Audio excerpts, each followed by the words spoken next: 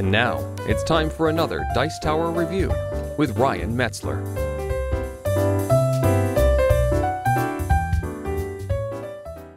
So, more Essen titles. Today we're looking at the other, or one of two, Essen releases from Iron Games. We're going to take a look at PAX, which is based in Roman times, and is a card drafting or selection game in which you're trying to match icons up, get them out on your own player tableau, and score points by beating Rome and the other players at the end of the game. The game's going to play 1 to 4 people, so it does have a solo variant. Plays about 30 to 45 minutes, and is rather enjoyable. So, why don't we take a look at what's inside the box. I'll give you a real brief overview, and then I'll give you a little more on my opinion, which I already seem to have revealed. So here you can see everything that comes in the box for PAX. To the left here we have money cards, which are simply money available for purchasing things in the game.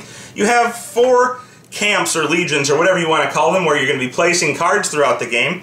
You have a deck of cards, which is going to be the cards that you're placing and using to score points. You have a star player card and a Primus Conspiratus card, as well as player aids to help you figure out what you're doing throughout the game. But at the start of the game, everybody's going to get 5 money into their hand. And then on top of that, they're going to draw, well, the first player is going to draw 2 cards, and they're going to select one of them to add to their hand. Doesn't matter what the cards are now. They're going to take one of these cards, they're going to add it to their hand, and the other one's going to go on the bottom. Every other player is going to get 1 more card than the player previously. So the second player would get 3, the third player 4, but they would only choose 1 and add it to their hand. After this is done, you're going to take 3 cards from the top of the deck and place them above the camps or the legions, whatever you want to call them, and these are going to represent the strength of Rome. And Rome is essentially a non-player character that you have to beat at the end of the game by having more symbols in 4 categories than Rome does. More on that later. Finally, you're going to flip 1 card into each of the camps, and these are going to be cards that are available for purchase later in the game, and available for Rome to take to add to their strength. On a player's turn, they're going to do several things. There's one thing that's required, and that is that they must draw 3 cards from the top of this deck and place them in 3 different areas, much like the mechanic in Biblios. So they're going to draw 1 card at a time, and they're going to decide where to place it. They either have to place it in one of these camps, adding to the value of that camp. So for example, here there would be a 2-cost area, because cards have costs on them at the bottom. Or they could take it, they could add it to their hand, that's one of the 3 places, or to the bottom of the deck. After they've done this, they'll draw another card, and since that one went on the bottom of the deck, this one either has to go into one of the legions, or into the player's hand, so let's say they add it to their hand, meaning that the final card must go into one of the camps. Let's say they decide to place it here. After a player has decided what to do with all 3 of their cards, they have a choice of buying cards from any of these camps, and the cost they have to pay is going to be the cost at the bottom of the cards totaled up. So for example, 1, 1, 2, or 2. So let's say that our player decided they wanted to buy this final pile here. They would pay 2 money from their hand, discarding it, and take these 2 cards into their hand. Simple enough. After that, a player has the choice of playing cards from their hand to the table in front of them, adding to their tableau, or essentially starting their tableau, if it's the first turn of the game. The first card they play down is always free. So, I could play this card, for example, for no cost. But each card after that is going to cost 1 more to that 0. So, for example, the first card that I play after that would cost me 1 money, and the second card that I play after that would cost me 2 money. So, for example, 0 plus 1 plus 2 is 3 money. I would discard 3 money. After you've played your cards down to the table, you're going to get money for playing cards. So I've paid my 3 money to play my cards, and I'm going to get money based on the largest pile of cards that I played into. So on the first turn, the most I'm really going to get is 1 money. Except for that some cards may give you more money, and some cards may give you less money depending on when you play them. The red cards give you less, the yellow cards give you more, and I'll go over all of those in a moment. But in this case, since I played 3 cards, all of them into piles of 1, I would get 1 money plus an extra money for my yellow card that I played, and that would go into my hand. After every player has taken a turn in this manner, Rome is going to take some of the cards, depending on which cards are the most valuable from these legions, and add them to its own tableau, adding to the amount of symbols it has. So right now, the most valuable one is the 3rd camp here, because it's worth 2 coins.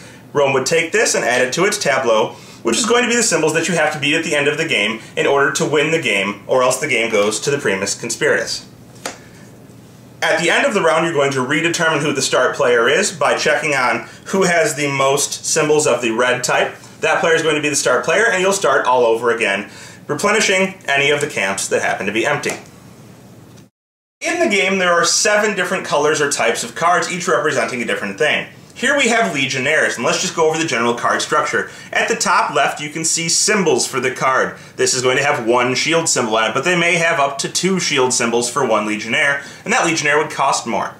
Next to that, it's going to tell you what the Legionnaire does. For example, for 3 shield icons, you get 1 fleet at the end of the game, and fleets are going to score you points. So are Legionnaires, for that matter. At the bottom of a card is its cost, so you can see that this Legionnaire would cost 1 money to buy if it happened to be in one of the camps in the game. Here you can see the Religio cards, which this one happens to have 2 symbols on it, so this is going to be 2 symbols when you play it down.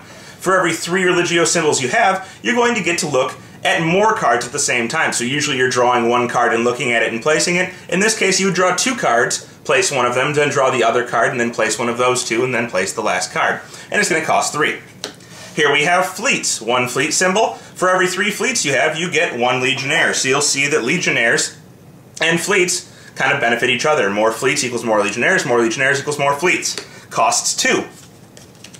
Here you have the In Floribus cards. You can see they have grape symbols here at the top, and for every 3 grape symbols you have in front of you, you're going to pay 1 less for each bundle of cards you buy. So, for example, if I had 3 and something cost 2, I would pay 1. If I had 6 and something cost 3, I would pay 1. It's going to cost 3 to buy. We have these Senators, and these are kind of interesting. They only provide a one-time benefit. The scrolls will be good for scoring at the end of the game, but when you play a Senator, you're going to get 1 extra money depending on what piles you play into. So if you play into a pile of 3, you would get 3 money plus the 1 money you get for playing a Senator. More Senators do not give you more money. You have land cards, which are going to have tree icons on them. And the amount of tree icons is going to limit how many fleets and or armies you may have on the table. So in order to get fleets or armies, you're going to need either land or Conspirato cards. And these are going to have daggers on them, and you'll see that they also allow you to have fleets or legions on the table. But if you play a Conspirato card to the table on your turn, you get no money. So these are going to be hard to get out. They're going to determine who's first player, and they're going to determine who gets the Primus Conspiratus card. But you get no money for playing them. Throughout the game, you'll be acquiring cards, and Rome will be acquiring cards, and your opponents will be acquiring cards, and everybody will have cards. So let's say that this is what Rome has acquired throughout the game. And you're going to go ahead and you're going to look at, after you've emptied the deck, this whole deck will be gone, and players won't be able to draw any cards anymore. The game will end, and you're going to look at what Rome has acquired. So let's flip over all these cards and match up all the symbols. So right now, Rome has all of this. It has all these ships, or fleets if you want to call them, these Conspiratos, these land, and these religion. So if we scoot these down, you can see it has 4 fleet symbols, 1 Conspirato symbol, 3 land symbols, and 2 religion symbols. And between the 4 players in this game, or the 3 players in this game actually, this is a 3-player game setup, you're going to need to beat Rome in at least 4 categories of symbols. Not each player has to beat them with 4. Between everybody you have to beat them with 4. If you do so, you're going to go on to scoring. But if you don't, then Rome wins. And if Rome wins, whoever the conspirator was actually wins the game. And that's going to be whoever has the most of these symbols out in front of them at the end of the game. So you can win by default if you have this card. Otherwise, you're going to go to scoring at the end of the game. And scoring is going to be dependent on several things. First off, you're going to look at this card and you're going to see for each category of cards you've played in front of you, you're going to get 2 points. Great. For each category in which you beat Rome in symbols, you're going to get 3 points. For each fleet or army you have, you will get 1 point. This includes the bonus ones given by fleets and armies. If you have the Primus Conspiratus card, you will get 1 point.